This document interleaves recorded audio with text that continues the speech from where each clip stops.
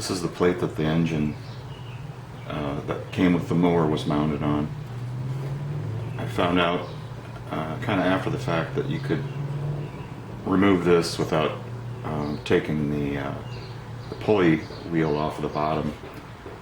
It would have been a little bit easier if I had known that, but there's basically just 4 bolts that hold this onto the engine or onto the mower.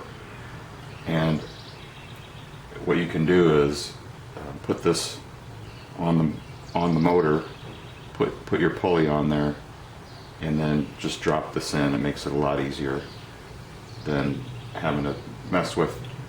So you can see on the mower body, there's holes right here, and there's a little bit of adjustment in the engine spacing. And then, so this I already looked at this a little bit, and so it allows for the those big bolt heads to go through here. So you can see this is really tight. So you got probably these 2 holes and these 2 holes are the ones I'm going to be using. I'm not 100% sure.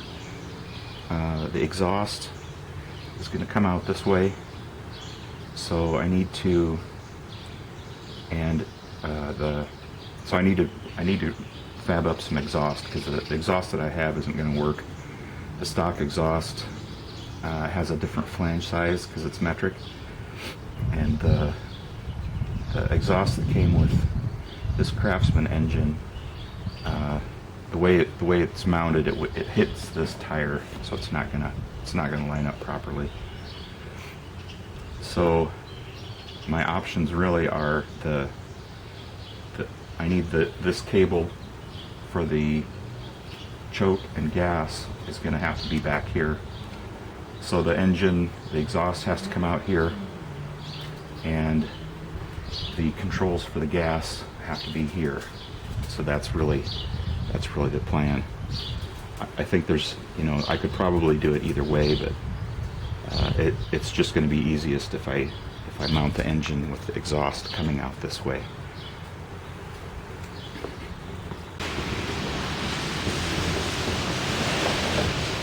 So catch up here a little bit. I had to move operations indoors because it's starting to rain. Also, I had to put my battery on the charger, so we missed a few steps in the video. What I figured out is I got my beautiful pattern there that I spent hours and hours on. I'm just kidding, but I made my pattern. I laid it up on the plate, and guess what? The holes were the same distance apart as they were for the old motor. So I thought they were going to be different, because when I measured it, it appeared to be different, but it wasn't. So I just put the bolts through the plate and everything lined up really good. So here we are. So I'm putting the power connector on. I'd like to say that some other monster, broke the old cable off, but I did that because I couldn't get it off, and I was getting angry. So I just shredded it and left it with the old engine. So I don't know if I have anything that will strip this wire back. I've got a lug that I had in my collection I'm going to use, but let's see here. Hopefully that will fit through there. It looks like it will. If I strip the wire back, it will fit. So I have to get my handy dandy wire stripper. I've got a nicer one inside. I'm going to get that real quick.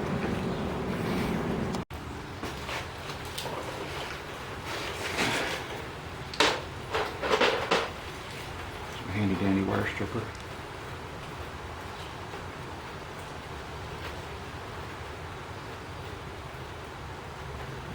Go outside the box here. Sorry if you can't see this.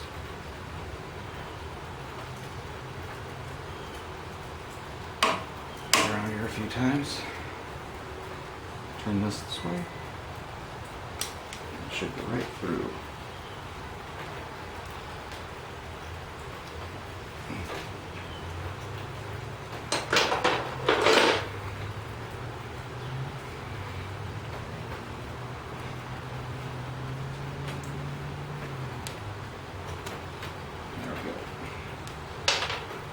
Wires are stripped.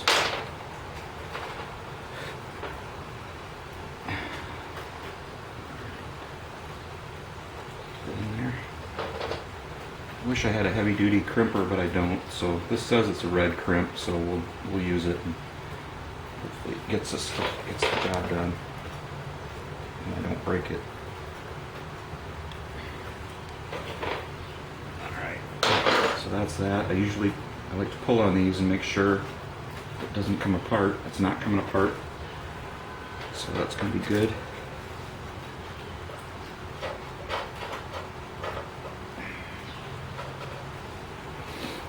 And a lock washer put on here.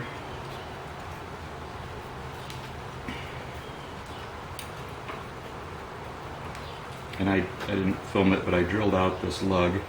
The hole was too small. It's not really intended for this, but this is the only lug I had that was somewhat close to the right size, and it should work really good.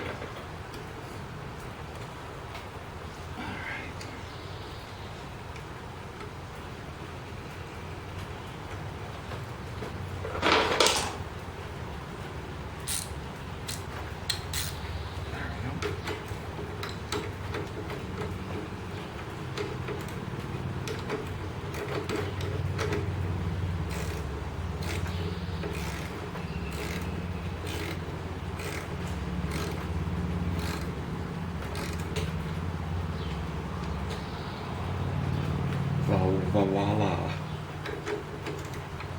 That's my French. Voila. Or voila.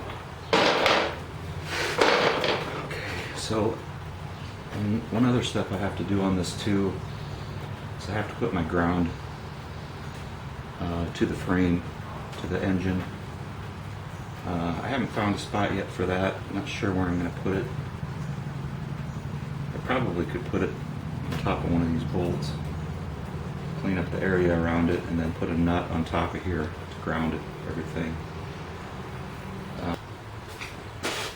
So this is the battery compartment right here.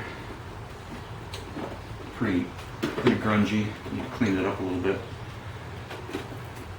But here's the battery cap, which I need to clean up a little bit, clean up the lead in there. And then the ground for this was just, it just grounded to the battery. And so the frame of the motor was part of the ground for the battery. So it went from here right to the battery, and then there's a solenoid back in there. Can't see it. I may take that out because everything is so dirty. And there's the inside of the battery compartment. There's not a lot to see.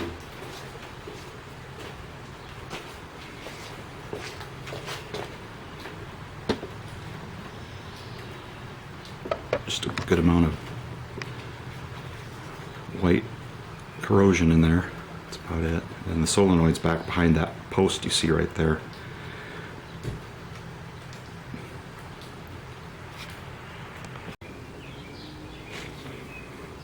One of my early findings on this mower was that the float was sticking.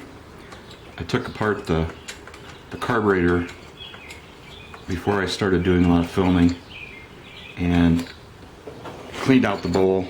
The bowl looks pretty good now. I sprayed it out and spent some time scrubbing it.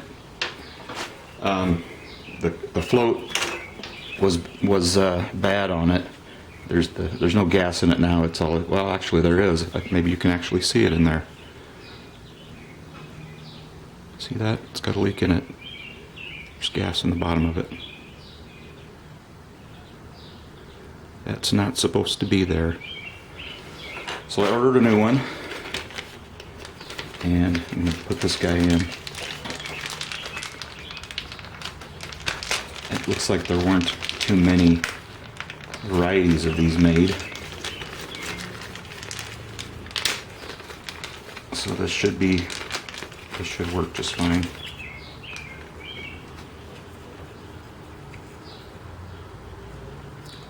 So there it is. I should have done this while I had the carburetor, or while I had the engine off, because it would have made it a little bit easier to put everything back together. But I'm going to do it this way. Let's see. to do first. So I have this pin here and that has on it a brass washer,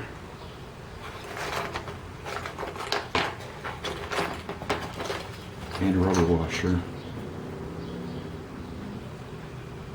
and that goes into this, and it goes about, let's see, we'll get it started here, make sure we get it going. Okay, I got it started, so I need to go 2.5 turns, and then that goes in here, and that holds the bottom on. But first thing I need to do, which I'm probably gonna have to turn the camera off because you guys aren't. So I did get the carburetor put together. Rule number 1, lessons learned, is don't take the or put the carburetor back together before you put the engine on the mower, because it is a pain in the butt to get the float needle back in there and get the float on and get the bowl on and all that stuff. It just was not fun at all, and I highly discourage it for anyone who is going to do a project like this. So my next thing that I want to do is I'm going to hook up the fuel line to it.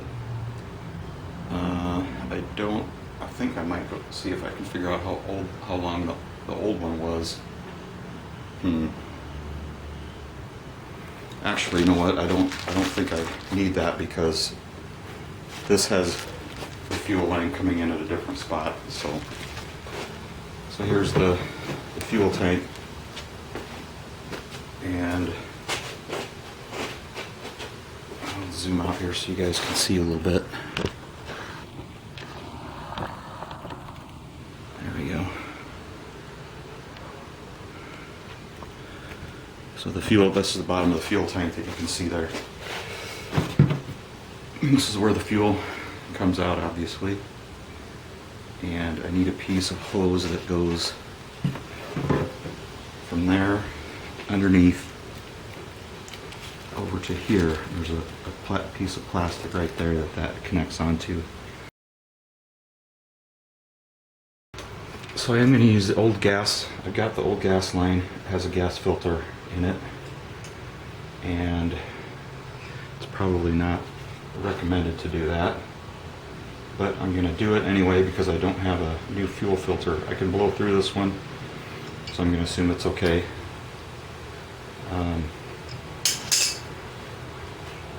But I'm thinking it probably is going to need to be replaced at some point. Let's see, it's going to be tricky getting the fuel line clamp back on there. Again, this is something that maybe would have been better done with the mower engine sitting on the ground.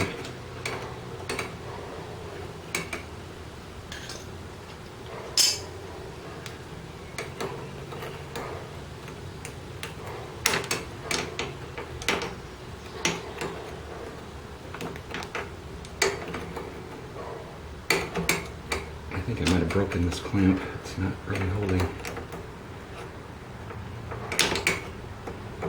I'm just going to redo that one, I think. Actually, it's holding on pretty good.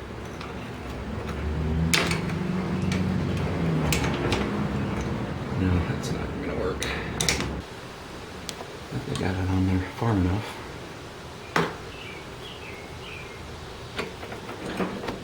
Yeah, it's on there all the way now. So this goes underneath over here, and then I can connect it up to the gas tank.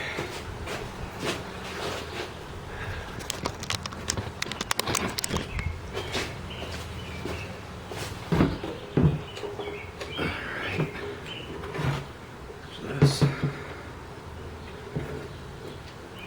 goes on there.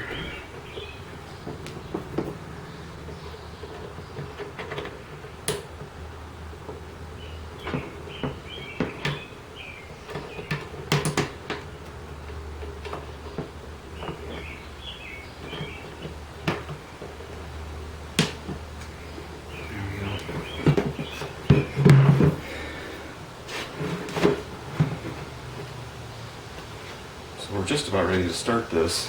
Put some gas in it and start it. I have a couple wires to chase out first. So I'll put you on hold real quick while I get my meter. And we'll chase a couple wires here. Make sure, see if we got the right things. Alright, I don't know how much of that got on tape, so I'm going to do it again. So I got a jumper pack on here. Right down there.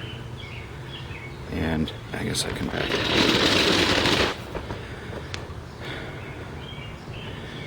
Got a jumper pack on there, and there's no exhaust, but I do have the battery hooked up, so I can show you that this does start and run. There's still gas in it.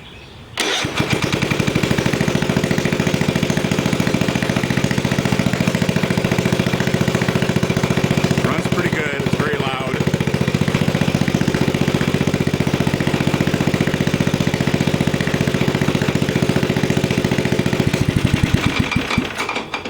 This grounds out the engine.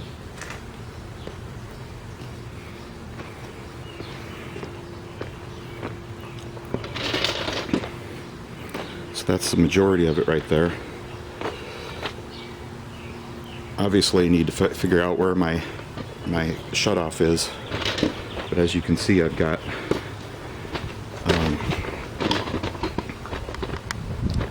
just 2 wires on my system here. So in here, I've got a black wire and a green wire and a red wire. And the red wire, I believe, is supposed to be supposed to put out 12 volts. I could probably measure that real quick. And this green wire goes to the coil and it shuts the engine off. So why don't we, so what I'm going to do, I'm going to get another set of jumper wires here. I can measure some voltage.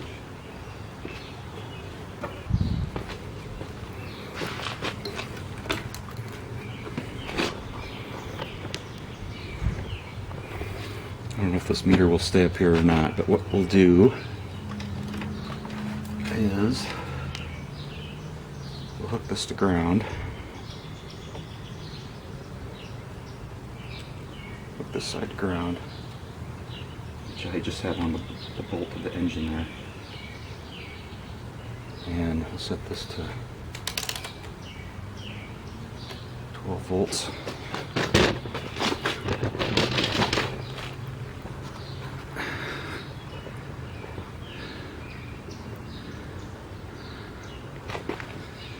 What I'm going to do with this one is I'll put this one on the other side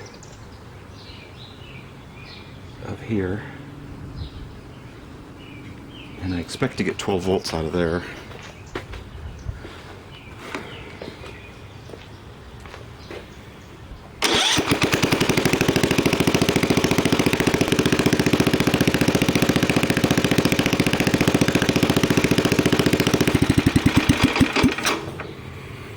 Well, it's only showing 7 something, so maybe this is not 12 volts.